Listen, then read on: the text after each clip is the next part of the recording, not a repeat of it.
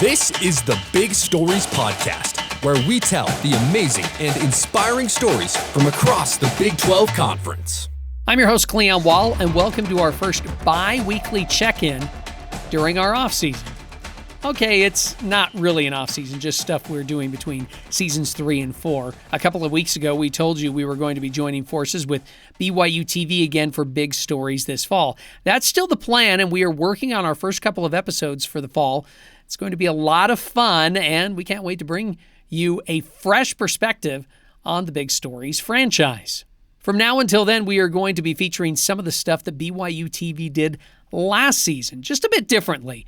We would love to share with you the entire feature, but it doesn't quite work well with the people who only listen to the podcast. I might be one of those guys.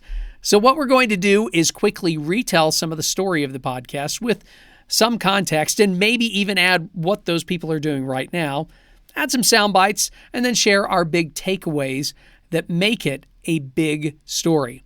Now, as you might know, BYUtv's focus for Big Stories is on the opponents of the BYU Cougars, so our first couple of big stories is going to come from outside of the Big 12. First up is Julius Thomas, and I need to check out his Instagram page a bit more. In fact, you should check it out too. As I was putting this episode together, I noticed a post in which he wrote, "Next time you're staring at your screen wondering why you're so overwhelmed, ask yourself when you last took 10 minutes to just breathe or actually disconnect." He said most of us are looking for motivation when what's missing is recovery. I actually needed that. Now, as you check out that Instagram page, you will notice some stuff about football. And if you watched the NFL in the 2010s, you probably saw Julius catch a few touchdown passes. Julius catches ball and he talks about, "It's too easy. It's too easy." I can just hear his voice. He has the worst touchdown celebrations in the history of the National Football League. Some of these dances he was doing, embarrassing.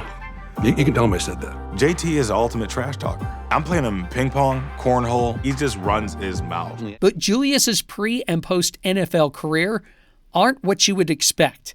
He played collegiately at Portland State for the Vikings basketball team. The Stockton, California native had a fairly dull freshman season statistically, averaging 5 points and 3 rebounds a game. He wanted to transfer, but God told him to stay. Julius did end up playing in the Vikings' lone Division I NCAA tournament appearances. They went twice, by the way. He made over 65% of his field goals when he played basketball. He also walked past the Vikings football field every day to get to practice, so he decided to try out for PSU's football team after his basketball career was complete.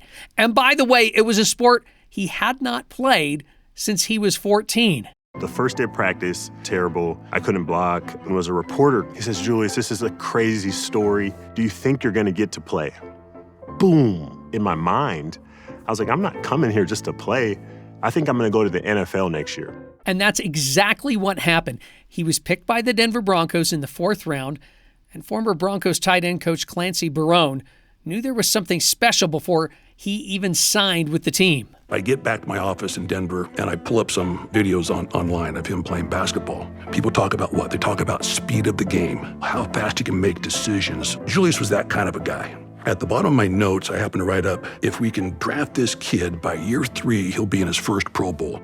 After 2 seasons of injuries and struggling being on the bench, Julius made the Pro Bowl in his 3rd year and even played in the Super Bowl. He also played in the Pro Bowl his 4th season. I signed the contract I always wanted. I proved that I could be one of the best tight ends in the NFL. I can go to places anywhere in the world I want to go, but it doesn't fix this. That's when I had to start to understand my own suffering. But I didn't have a name for it. I didn't understand it. But the next thing I started to see was that it's not just me that suffers. Everyone suffers. And that includes guys he played with in the NFL. He went back to school to get his doctoral degree in clinical psychology. Now, Dr. Julius Thomas serves on several advisory boards and has continued building a career focused on human performance, primarily helping retired professional athletes find their purpose and identity outside of the sport.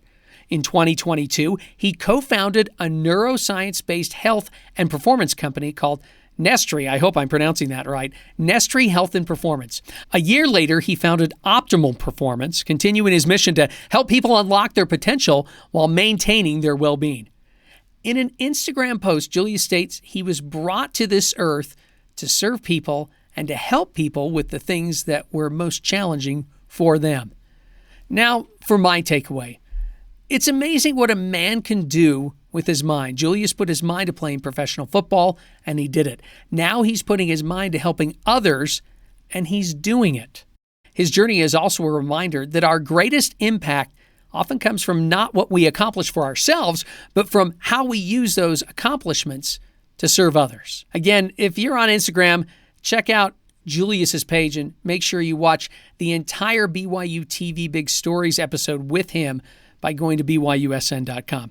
It's got great interviews, and you'll even see Coach Barone cry. It's worth the watch. Our next story is about a guy who is still trying to find his way in the professional basketball ranks. Just don't question the drive of former Stanford star Spencer Jones. Failure is just the period of learning, really, for me. It's a chance for you to build something and get something out of yourself that wasn't there before. High school coaches told the forward he needed to develop guard-like skills if he wanted to succeed at the next level. So for the next couple of years, Spencer could be found in the gym before and after school working by himself. All those hours in the gym helped turn Spencer into a talented shooter. The only problem? Some wished he would shoot a lot more. Okay, that person was his mom. I get tired of him passing the ball. It's like, Spencer, just be selfish and keep the ball because you shoot really well. That particular game you left, in the final game, I think he scored the most points he's ever scored. Yeah, like he 35 scored a lot, points. but I just got frustrated. I left. And she would always say that, and she still says that to this day. Like, I passed the ball too much or everything like that.